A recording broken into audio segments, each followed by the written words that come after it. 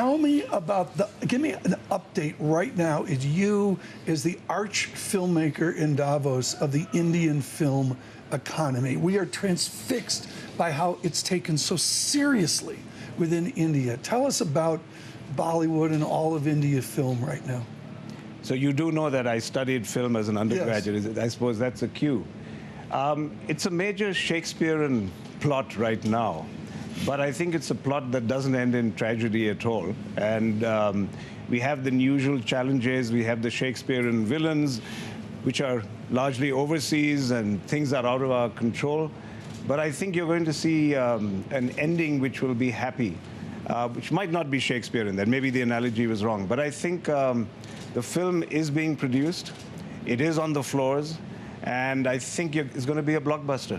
I want to talk, and moving from that to the cultural imperative of India right now, which is a nation transfixed by things that in the West we've seen before. And this, of course, is moving a Muslim community aside, not so much against Hindu, but just uniquely and distinctly moving Muslims aside. Your response to this legislation? You know, the amendment by itself, Tom, is completely inoffensive. If you look at it, as the government has been saying, and I have to say, you cannot argue with them on this, that the CAA amendment is about letting the minorities from certain surrounding countries in as refugees, and it's been a long-standing demand.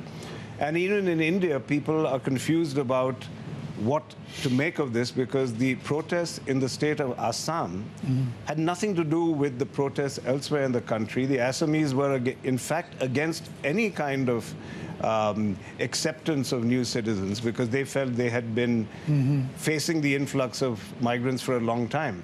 So I think it's caused an insecurity which, frankly, even though I'm going to sound like an apologist for the government, is a little overdone.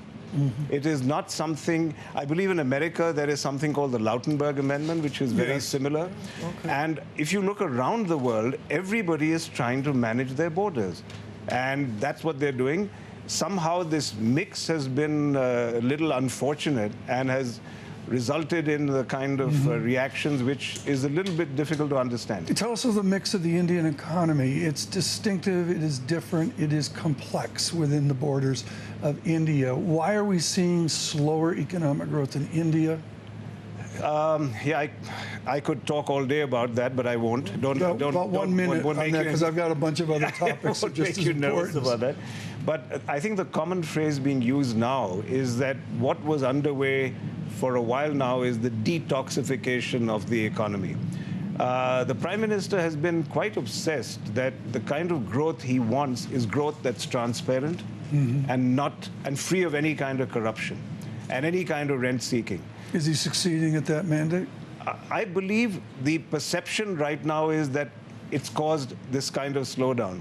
But on the other hand, if you're going to detox yourself, you always have a process of cleansing before you start recovering and running again. And I think that's what's happening. The demonetization was with that end in mind.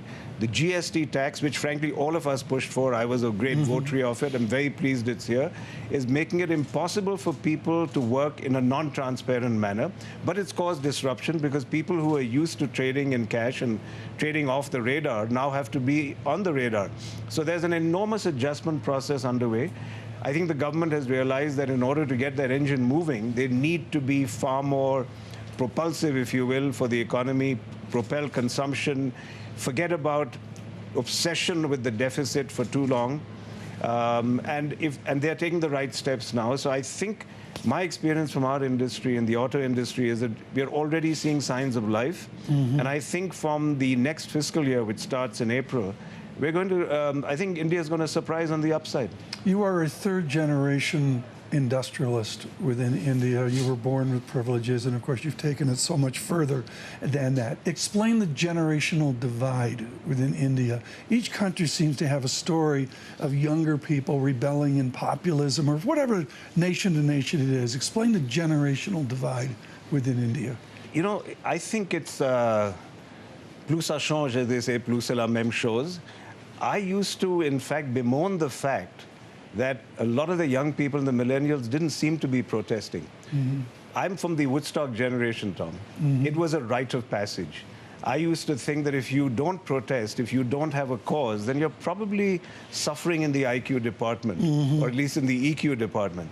And I was giving up. I thought everybody was at a 3-minute attention span, YouTube and Snapchat. When Snapchat happened, I almost gave up. And for whatever the protest, misguided or not, I think for young people to want to have a cause is a good thing, in my opinion.